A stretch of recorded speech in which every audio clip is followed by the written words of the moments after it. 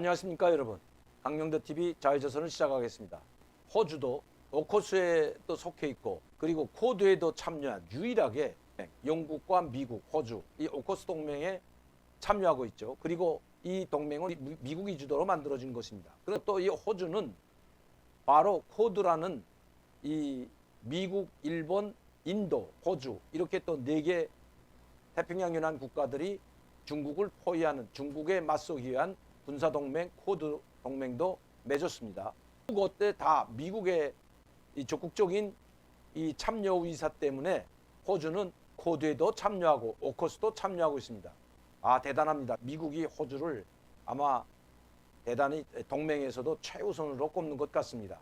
일본, 호주는 우리 한미동맹보다도 앞에 놓은 것 같습니다. 왜냐하면 우리는 쿼드에 참여하라고 해도 뭐 참여하라는 말은 안 했지만 왜냐하면 쿼드에는 참여할 수 없다는 그런 뉘앙스를 계속 풍겼기 때문에 또 우리는 중국의 경제를 의존하고 있기 때문에 중국의 엄청난 우리 전체 수출량의 25% 많은 수출 경제에 의존하고 있기 때문에 만에 하나 이 쿼드에 참여하게 된다면 강력한 중국 반발에 부딪힐 건 분명합니다.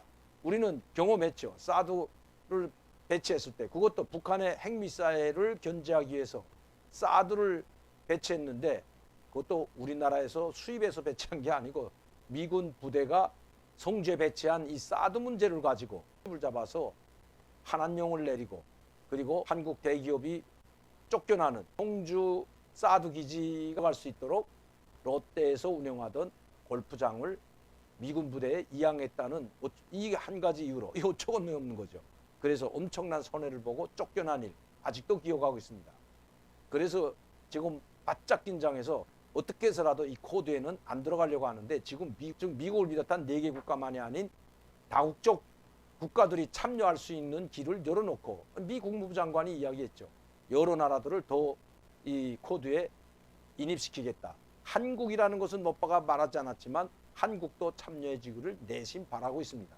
그래서인지 우리 정부는 바짝 긴장하고 있을 뿐만 아니라 그러나 호주는 쿼드에도 오커스에도 다 참여했지만 중국의 보복은 고사하고 중국에서 호주를 보복한다고 했다가 오히려 역보복이 당했죠. 즉 호주에서 질 좋은 석탄을 무연탄을 중국에서 수입 중지를 시키는 바람에 중국에 대혼란이 일어났고 에너지 대란으로 일어나기까지 했습니다.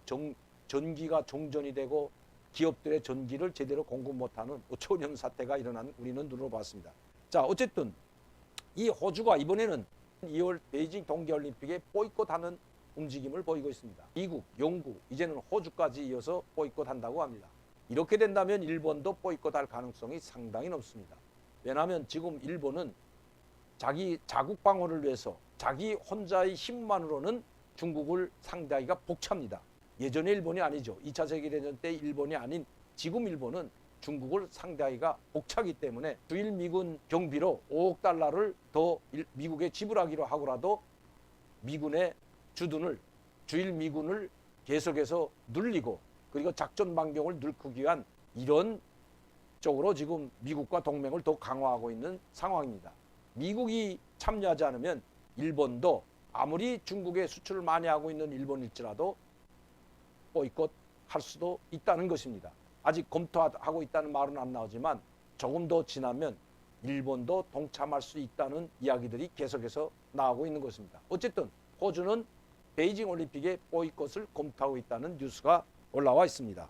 중국이 호주, 영국, 미국까지 보이콧하고 일본까지 한다면 유럽 국가들 중에서도 나토 가입 국가들이 즉 북대서양조약기구에 참여하고 있는 국가들이 다는 아니라도 아마 보이콧할 움직임을 보이는 나라들은 더 많을 것으로 보여집니다. 우리는 아니겠지만요.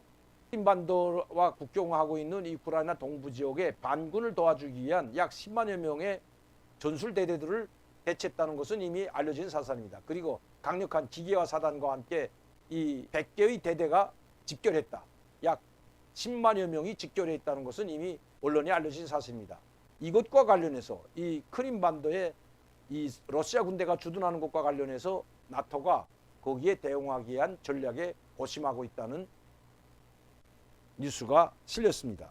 어떻게 러시아를 견제할지 그 방안을 모색하기 위한 전략 전술에 돌입했다는 이야기가 나오고 있는데, 이 러시아가 우크라이나를 침공한다면 나토가 과연 강력한 군대를 파견해서 그 러시아 군대와 전쟁을 할지, 아니면 군사력을 지원해 줄지 장비를 지원해 줄지 지금 거기에 대한 방안을 논의하고 있다는 이야기가 나왔습니다.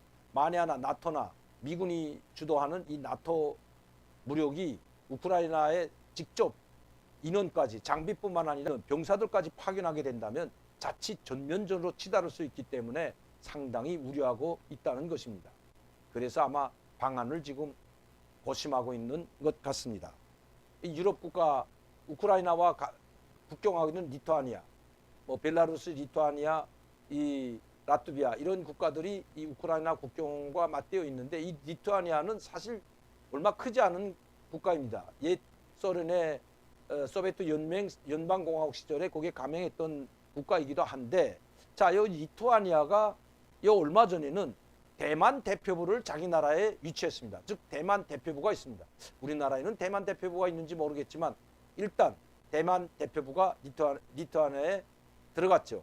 개설을 했죠. 이렇게 되니까 중국이 강력하게 반발하고 리투아니아에 대한 경제 봉쇄를 했는데, 경제 봉쇄라고 미국이 주도하는 유엔 국가들의 경제, 북한처럼 이게 경제 제재가 아니라 중국만의 경제 제재 봉쇄를 했는데, 오히려 거꾸로 이 대만 총통 차이잉원 총통이 리투아니아 국회의원을 대만에 초청했다는 뉴스가 실렸습니다. 중국이 아무리 봉쇄하겠으면 한번 해봐라. 우리는 대만과 관계를 계속 회복할 것이다.